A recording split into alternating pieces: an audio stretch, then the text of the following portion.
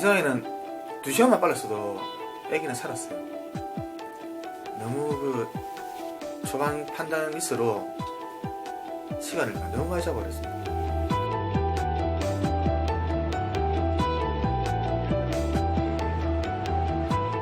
기관실 못해도 40도 되고 이번에 이 친구가 승선한 데는 최대 60도까지 올라가는 걸로 제가 알고 있어요.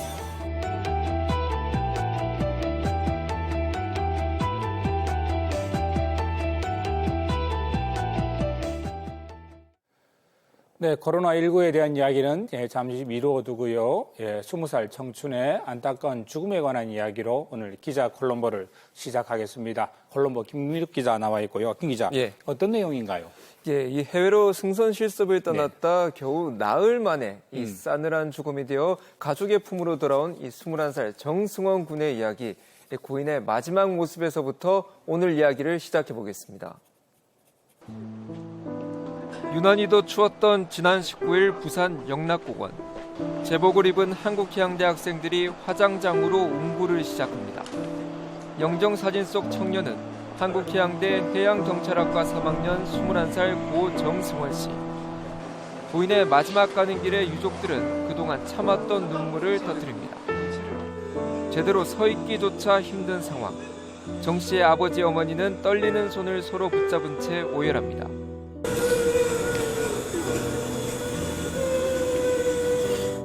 아들을 마지막으로 한 번이라도 더 보기 위해 부모는 옹구 행렬을 멈춰 세우고 온몸으로 끌어안아 봅니다.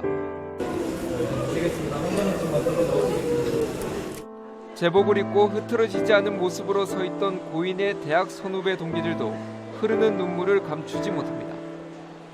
대학 동기들은 아직도 친구의 죽음이 믿기지 않는다며 생전의 추억들을 편지에 한자 한자 눌러 썼습니다.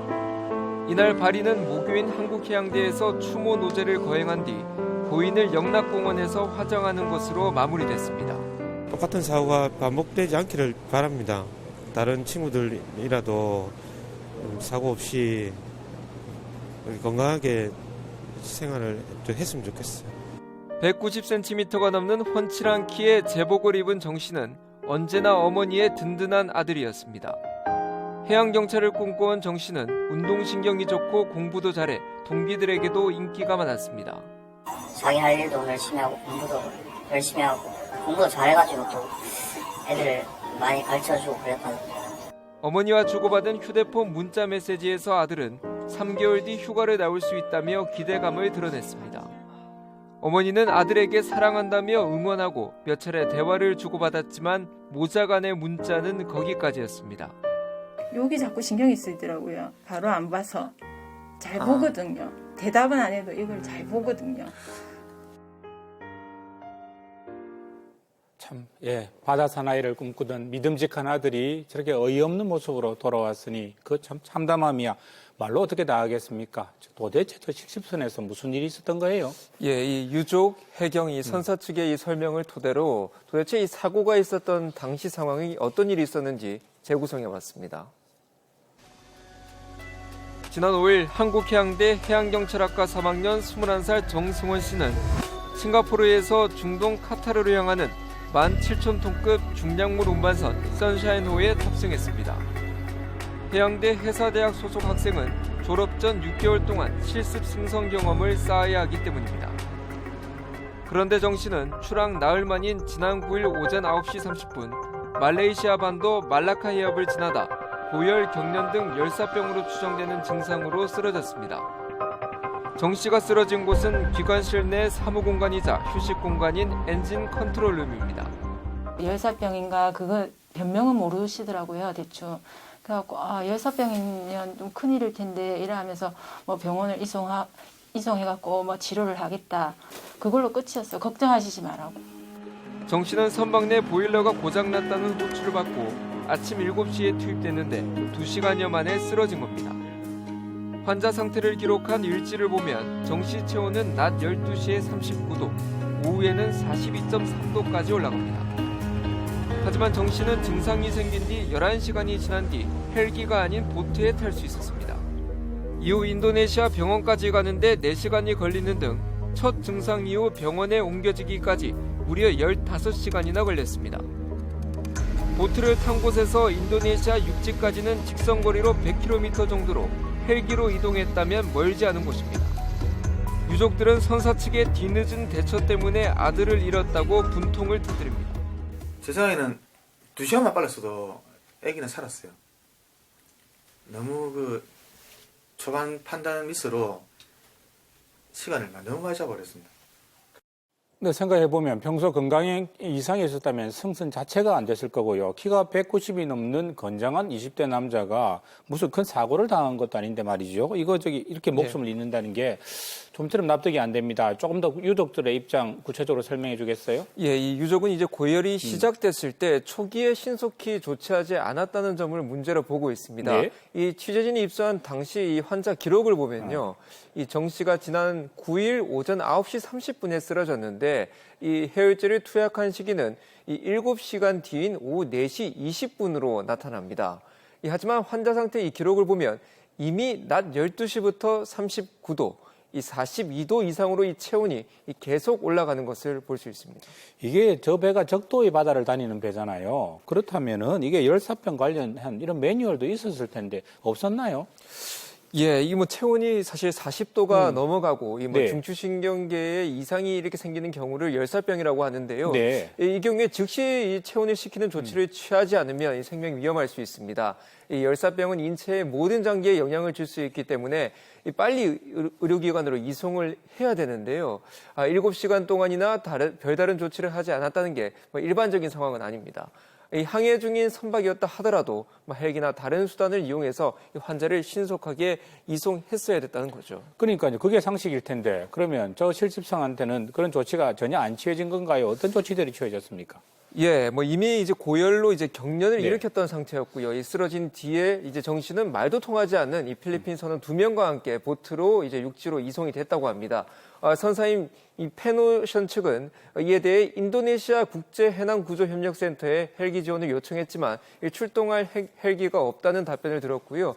동승한 필리핀 선원은 이 CPR 등 응급 조치를 할 수 있는 선원이었다고 해명을 했습니다. 또 해열제 투여가 늦어진 것과 관련해서는 이 선사 측에서 119 해상응급의료센터와 지속적으로 통화하면서 취한 조치라고 해명했습니다. 그 하나 이해가 안 되는 게 한두 개가 아닌데요. 아침 7시에 일단 먼저 아침 7시에 투입을 했다면서요. 작업장에 배에서. 그러면 2시간 만에 쓰러진 상황일 텐데 9시에 쓰러졌으니까는요. 예. 이거 열사병으로 사람이 이렇게 쓰러졌다는 게 이해가 안 가는데 작업 환경이 어떤 환경이었습니까? 네, 당시 상황을 보면요. 네. 이 선박이 지나던 곳이 인도네시아 부근의 이 말라카 해협이라는 곳입니다. 네. 아주 더운 지역인데요. 이 선박 갑판 온도가 이 40도까지 네. 또 이제 선내 기관실은 60도에 육박하기도 한다고 학생들의 증언이 있었습니다. 수면도 상당히 높은 편이고 거의 기관실을 못해도 40도 되고 이번에 이 친구가 승선하면 최대 60도까지 올라가는 걸로 제가 알고 있어요. 이게 말이 60도지 찜질방 같은 곳인데 가만히 앉아 있는 것도 아니고 그 안에서 그럼 일을 또 했다는 것일 텐데 그죠? 이거 예. 사람이 어떻게 견디겠습니까? 경찰 수사하고 있나요? 네, 이번 사건과 관련해 이 수사는 부산 해경에서 진행을 하고 있습니다. 이 해경은 지난 17일 국과수에 의뢰 이 부검을 실시했고요. 부검 결과는 한 달 뒤쯤 나올 것으로 예상됩니다. 네. 또 해경은 이 선사이노 선장 A씨를 이달 24일 카타르에 입항하는 대로 귀국시켜 조치사항이 적절했는지 업무상 과실치사 혐의 등을 적용해 조사할 계획입니다. 네, 24살에 숨진 비정규직 노동자 김용균 씨를 잊지 말자는 이야기를 나눈 게 바로 엊그제 같은데 우리 실습생들도 이런 위험한 환경에 노출돼 있었다는 게 참 놀랍고요. 이번 사례가 처음인가요? 아닙니다. 지난 2017년 이 목포해양대 3학년 학생이 액체 화학 제품 운반선에 승선한 뒤 과도한 노동에 시달리다 한 달 뒤 열사병으로 목숨을 잃기도 했습니다. 같은 열사병이었네요. 예, 그렇습니다. 당시 검찰 조사 결과 이 학생은 중동에 정박 중이던 이 선박에서 에어컨 고장이 났는데 이 찜통 더위에서 네. 하루 12시간이 넘는 일을 해왔던 것으로 드러났습니다. 취업에 대한 부담감, 학점에 대한 부담감도 있는 거예요. 그죠? 그러다 보니까, 우리가 이게 급여를 받고 가고 있는 우리 해기사들보다는 실습생 입장에서는 또 위에 선배들이고 하다 보니까 더 많은 긴장을 하게 되다 보니까 자기가 어떻게 보면 이제 하고 싶은 얘기들, 좀 쉬고 싶은데도 얘기 못 하는 그런 부분들이 있다는 얘기죠. 말 그대로 대학생이고 그죠? 실습생인데 이게 예. 참 어떻게 정부가 뭐 대책을 좀 고민하고 있습니까? 예, 그동안 이 실습 선언은 법적으로 선언 지위를 인정받지 못해서 뭐 네. 휴식 시간 등을 법적으로 보장받지 못했는데요. 그러다 조금 전 언급한 2017년 목포해양대 실습생 사망 사고 이후 이 선박 직원법 등을 개정해 이 실습생에게 휴식 시간을 보장하지 않으면 법적으로 처벌하는 이 규정을 만들었습니다. 이 개정된 법은 오는 8월부터 시행될 예정이고요. 해양수산부에서는 법 시행과 관계없이 이 승선 실습에 대한 실태 조사에 착수하기로 했습니다. 법 시행이 8월 달이면 앞으로 6개월이나 남았는데 당장 지금 대학을 다니고 있는 실습생들이 비슷한 환경에 처해 있는 경우가 많을 수도 있을 텐데요. 뭐 정치권이라든지 뭐 이쪽에서는 좀 반응은 어떻습니까? 예, 일단 이 국회 농림축산식품해양수산위에 소속 윤준호 민주당 의원은 이 유족들을 만나 네. 재발 방지 대책을 만들겠다고 약속을 했습니다. 또 이 정의당 부산시당도 논평을 내고 이 실습 선원의 사망 사고는 사실상 열악한 환경에 노출된 저임금 단기 노동자의 구조적 위험이 드러난 사건이라며 대책 마련을 촉구했습니다. 실습생은 노동 인권의 차원에서 접근을 해서 문제를 풀어야 문제가 풀린다고 생각을 합니다. 그래서 적정한 임금이 보장되지 않았다는 점, 그리고 단기간으로 고용되었다는 점. 단지 실습생이기는 하지만 사실상 단기간에 저임금으로 고용된 노동자로 봐야 문제가 풀릴 것 같습니다. 예, 이제 막 꽃을 피우려고 하는 청년이 참 터무니없이 쓰러졌습니다. 유족들께서 다시는 이런 일이 없기를 바란다며 고인이 된 아들의 얼굴과 실명을 공개해도 좋다고 저희들에게 전해왔습니다. 관계당국뿐만 아니라 우리 모두가 청년 고 정승원 씨를 기억하고 또 기억해야지 이런 불상사를 막을 수 있지 않을까 싶습니다. 김 기자 수고했습니다.